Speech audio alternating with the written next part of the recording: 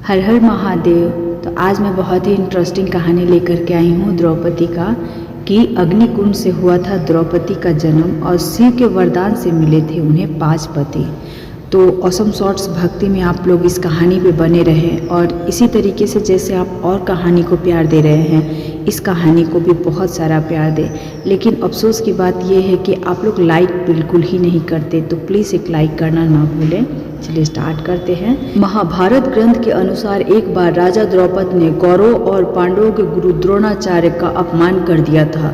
गुरु द्रोणाचार्य इस अपमान को भूल नहीं पाए, इसीलिए जब पांडवों और कौरवों ने शिक्षा प्राप्त के पश्चात गुरु द्रोणाचार्य से गुरु दक्षिणा मांगने को कहा। उन्होंने उनसे गुरु दक्षिणा में राजा द्रौपद को बंदी बनाकर अपने समक्ष प्रस्तुत करने को कहा।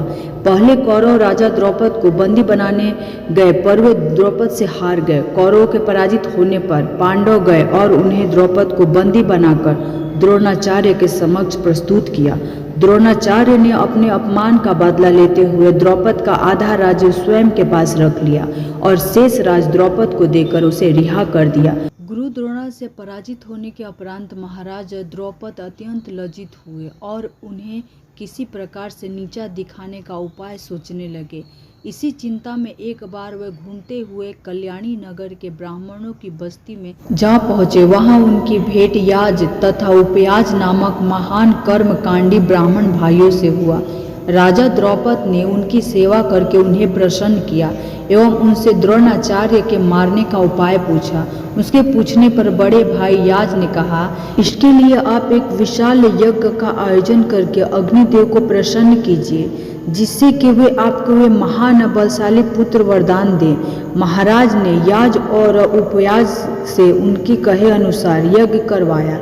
इसके यज्ञ से प्रसन्न होकर अग्निदेव ने उन्हें एक ऐसा पुत्र दिया जो संपूर्ण आयुध एवं कवच कुंडल से युक्त था। उसके पश्चात उस यज्ञ कुंड से एक कन्या उत्पन्न हुई, जिसके नेत्र खिले हुए कमल के समान दैदीप्यमान थे, भव्य चंद्रमा के समान वक्र थी तथा उसका वर्ण श्यामला था। उसके उत्पन्न होते ही एक आकाशवाणी हुई कि इस बालिका का जन्म क्षत्रियों के सहारा और कौरवों के विनाश के लिए हुआ है। बालक का नाम अश्वत्थामा एवं बालिका का नाम कृष्ण रखा गया, जो कि राजा द्रौपद की बेटी होने के कारण द्रौपदी कहलाई। द्रौपदी पूर्व जन्म में एक बड़े ऋषि के गुणवाणी कन्या थी। वह रूपवती, गुणवती और सदाचारिणी थी, लेकिन पूर्व जन्मों के कर्मों के कारण किसी ने उसे पत्नी रूप में स्वीकार नहीं किया। इससे दुखी होकर वह तपस्या करने लगी। उसके उग्र तपस्या के कारण भगवान शंकर प्रसन्न हुए और उन्हें द्रौपदी से कहा, तुम मन चाहे वरदान मांग लो। इस पर द्रौपदी इतनी प्रसन्न हो गई कि उसने बार बार कहा, मैं सर्वगुण युक्त पति चाहती हूँ। भगवान शंकर ने कहा, तूने मन चाहा पति पाने के लिए मुझसे 5 बार प्रार्थना की है, इसीलिए तुझे दूसरे जन्म में एक नहीं 5 पति मिलेंगे। अब द्रौपदी ने कहा, मैं तो आपको कृपा से एक ही पति चाहती हूँ। इस पर महाभारत की अन्य पौराणिक कहानियां कुंती तथा पांडवों ने द्रौपदी के स्वयंवर के विषय में सुना, तो वे लोग भी सम्मिलित होने के लिए धौम्य को अपना पुरोहित बनाकर पंचाल देश पहुँचे।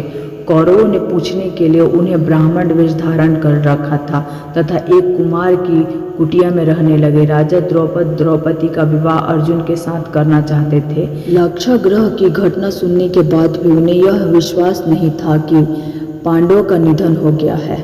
अतः द्रौपदी के स्वयंवर के लिए उन्होंने यह शर्त रखी कि निरंतर घूमते हुए यंत्र के छिद्र में जो भी वीर निश्चित धनुष की प्रत्यंचा पर चढ़ाकर दिए गए 5 बाणों से छिद्र के ऊपर लगे लक्ष्य को भेद देगा, उसी के साथ द्रौपदी का विवाह कर दिया जाएगा। ब्राह्मण वेश में पांडव भी स्वयंवर स्थल पर पहुंचे। गौरव आदि अनेक राजा तथा राजकुमार जो धनुष की प्रत्यंचा के धक्के से भूमिशाह हो गए। कर्ण ने धनुष पर बाण चढ़ा तो लिया, लेकिन द्रौपदी ने शूद्रपुत्र से विवाह करना नहीं चाहती, अतः लक्ष्य भेदने का प्रश्न ही नहीं उठता। अर्जुन ने कपटी वेशधारी में पहुंचकर लक्ष्य भेद दिया तथा द्रौपदी को प्राप्त कर लिया। कृष्ण उसे देखते ही पहचान गए। शेष उपस्थिति व्यक्तियों ने विवाह का विषय बन गया कि ब्राह्मण को कन्या क्यों दी गई है। अर्जुन तथा भीम के कर्ण कौशल्य तथा कृष्ण को नीति से शांति स्थापित हुआ। तब अर्जुन और भीम द्रौपदी को लेकर डेरे पर पहुंचे। उनके यह कहने पर कि वे लोग भिक्षा लाए हैं, उन्हें बिना देखे ही कुंती ने कुटिया के अंदर से कहा कि सभी मिलकर उसे ग्रहण करो।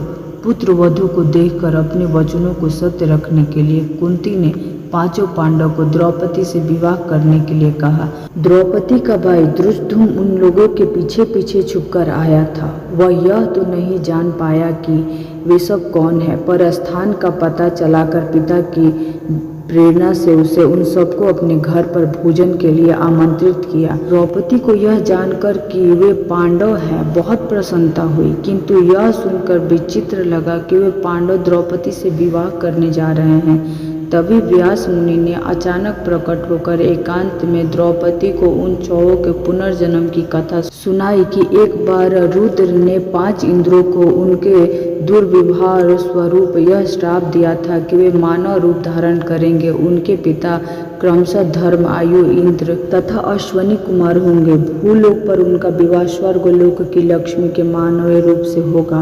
वह मानवीय द्रौपदी है तथा वह 5 इंद्र पांडव है। व्यास मुनि की व्यवस्था देने पर द्रौपदी का विवाह क्रमशः 5 पांडवों से कर दिया गया। इस तरह से 5 पांडवों का विवाह करके द्रौपदी पांचाली कहलाने लगी। आशा करते हैं कहानी से आप लोगों को नई सीख मिली होगी। तो मिलते हैं भक्ति के साथ नई वीडियो में।